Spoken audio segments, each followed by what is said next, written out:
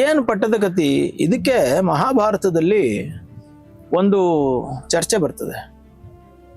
ಈ ಧರ್ಮರಾಜ ಅಂದ್ರೆ ಯುಧಿಷ್ಠಿರ ಶ್ರೀಕೃಷ್ಣ ಪರಮಾತ್ಮನನ್ನ ಕೇಳ್ತಾನೆ, ಈ ಕತ್ತಿ ಅನ್ನೋದಿದೆಯಲ್ಲ ಇದು ಸಂಹಾರದ ಪ್ರತೀಕ, ರಕ್ತದ ಪ್ರತೀಕ, ಕ್ರೌರ್ಯದ ಪ್ರತೀಕ. ಇದನ್ನ ಯಾಕೆ ನಾವು ಪೂಜೆ ಮಾಡ್ಬೇಕು?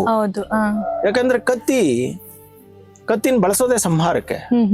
ಆದ್ರೆ ಈ ಕತ್ತಿಗೆ ನಾವು ಪಟ್ಟದ ಸಿಂಹಾಸನದಲ್ಲಿ ಇಟ್ಟು ಪೂಜೆ ಎಲ್ಲ ಮಾಡ್ತೀವಲ್ಲ ರಾಜರಾದವರು, ಇದು ಸರಿಯೇ ಅಂತ ಒಂದು ಪ್ರಶ್ನೆಯನ್ನ ಕೇಳ್ತಾರೆ ಅವರು. ಸೊ ಅವಾಗ ಶ್ರೀಕೃಷ್ಣ ಪರಮಾತ್ಮ ಹೇಳ್ತಾರೆ, ಇಲ್ಲಪ್ಪ, ಭೀಷ್ಮ ಶರಶಯ್ಯಲ್ಲಿ ಮಲಗಿದ್ದಾರೆ, ಅವರನ್ನ ಕೇಳು, ಅವರು ಸರಿಯಾದ ಉತ್ತರವನ್ನು ಹೇಳ್ತಾರೆ ಅಂತ. ಸೊ ಅದನ್ನೇ ಅನುಶಾಸನ ಪರ್ವ ಅಂತ ಕರೆಯೋದು. ಅಂದ್ರೆ ಭೀಷ್ಮರು ಹೇಳಿದ್ದೆಲ್ಲಾನು ಅಂತ. ಆ ಯುಧಿಷ್ಠಿರನಿಗೆ ಒಂದು ಮಾತನ್ನ ಹೇಳ್ತಾರೆ, ನೋಡು ಮಗು, ಈ ಕತ್ತಿ ಇದೆಯಲ್ಲ, ಈ ಕತ್ತಿ ಕ್ರೌರ್ಯದ ಸಂಕೇತವಲ್ಲ, ಸಂಹಾರದ ಸಂಕೇತವಲ್ಲ, ಇದು ಶಾಂತಿಯ ಸಂಕೇತ. ಹೌದಾ? ಹೌದು. ಆದ್ದರಿಂದಲೇ ರಾಜರಾದವರು, ಶಾಂತಿಯನ್ನ ಬಯಸುವ ಎಲ್ಲ ರಾಜರು ಕತ್ತಿಯನ್ನ ಇಟ್ಕೊಳ್ಳೇಬೇಕು, ಪವರ್ ಅನ್ನ ಇಟ್ಕೋಬೇಕು ಅಂತ ಹೇಳ್ತಾರೆ.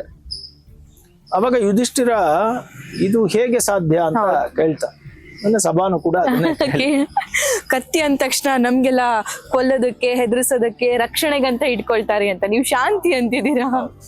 ಆವಾಗ ಅವನು ಹೇಳ್ತಾನೆ, ಒಂದು ರಾಜ್ಯದ ಮೇಲೆ ಆಕ್ರಮಣವನ್ನ ಮಾಡೋದಕ್ಕೆ ಆ ರಾಜ್ಯ ಪವರ್ಫುಲ್ ಆಗಿದೆಯಾ ಇಲ್ವಾ ಅಂತ ಶತ್ರುಗಳು ಯೋಚನೆ ಮಾಡ್ತಾರೆ. ಶಸ್ತ್ರಾಸ್ತ್ರಗಳು ಇಲ್ಲದೆ, ಸೈನ್ಯ ಇಲ್ಲದೆ ಹೋದ್ರೆ ಅದ್ರ ಮೇಲೆ ಆಕ್ರಮಣ ಮಾಡ್ಬಿಡ್ತಾರೆ.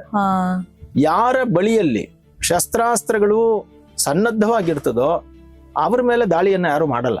ಸೊ ಅಲ್ಲಿಗೆ ಶಾಂತಿಯನ್ನ ಬಯಸೋನು ಒಳ್ಳೆ ಶಸ್ತ್ರಾಸ್ತ್ರಗಳನ್ನ ಇಟ್ಕೊಂಡ್ರೆ ನಿಮ್ಮ ಮೇಲೆ ದಾಳಿಯನ್ನ ಮಾಡಲ್ಲ.